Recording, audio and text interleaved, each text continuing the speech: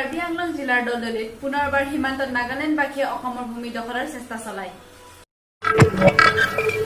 আকৌ নগাৰ দপদপনি অসম সীমান্ত কাৰ্বি আংলং জিলাৰ দলদলি অৰণ্যত নগাবাসীসকলে ঘৰ সাজি অসমৰ ভূমি নিজৰ দখললৈ আনিবলৈ চেষ্টা চলায়। তাত লগে লগে অসম আৰক্ষী বাহিনী আৰু ফৰেষ্টাৰ বাহিনী উপস্থিত হৈ নগাবাসীক তাৰ পৰাই উভতাই পঠাবলৈ সক্ষম হয়।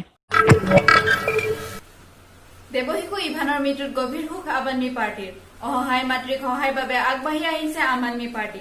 কম ব্যয়ৰ উন্নত চিকিৎসা সেৱা নিশ্চিত কৰিবলৈ আহ্বান চৰকাৰক।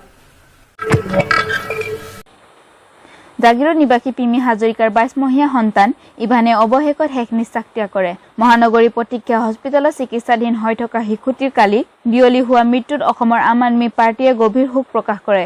লগতে শোকসন্তপ্ত পৰিয়ালবৰ্গলৈ সমবেদনা জ্ঞাপন কৰে।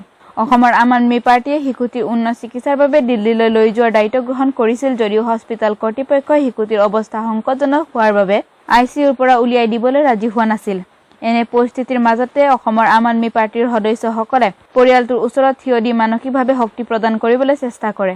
এই প্ৰসংগত অসমৰ আম আদমি পাৰ্টিয়ে কম ব্যয়তে উন্নতমান চিকিৎসা সেৱাৰ ব্যৱস্থা কৰিবলৈ ৰাজ্য চৰকাৰলৈ আহ্বান জনায়। লগতে দিল্লীৰ চিকিৎসালয়ৰ দৰে অসমৰ চিকিৎসালয়তো সকলো ধৰণৰ চিকিৎসা, অপাৰেচন, ঔষধ, চিটি স্কেন, MRI তথা আন পৰীক্ষাৰ সম্পূৰ্ণ বিনামূলীয়া কৰাৰ বাবেও আহ্বান জনায়। আনহাতে আম আদমি পাৰ্টিৰ সদস্যসকলে আজি আন এটা দুৰ্ভগীয়া পৰিয়ালকো সকাহ দিবলৈ সক্ষম হয়। ৰঙিয়াৰ আফ্ৰিদি আলী যোৱা 17 অক্টোবৰত এক মটৰচাইকেল দুৰ্ঘটনাত গুৰুতৰভাৱে আহত হৈ গুৱাহাটী মেডিকেল কলেজ হস্পিটেলত চিকিৎসাধীন হৈ থকা যুৱকজনক আম আদমি পাৰ্টিয়ে কম ব্যয়ত চিকিৎসা সেৱাৰ বাবে সহায় সহযোগিতা আগবঢ়ায়। মই গংগুত্ৰী বৰাই আজি ষ্টুডিঅ'ৰ পৰা বিদায় লৈছো। ধন্যবাদ। দিনটো শুভ হওক।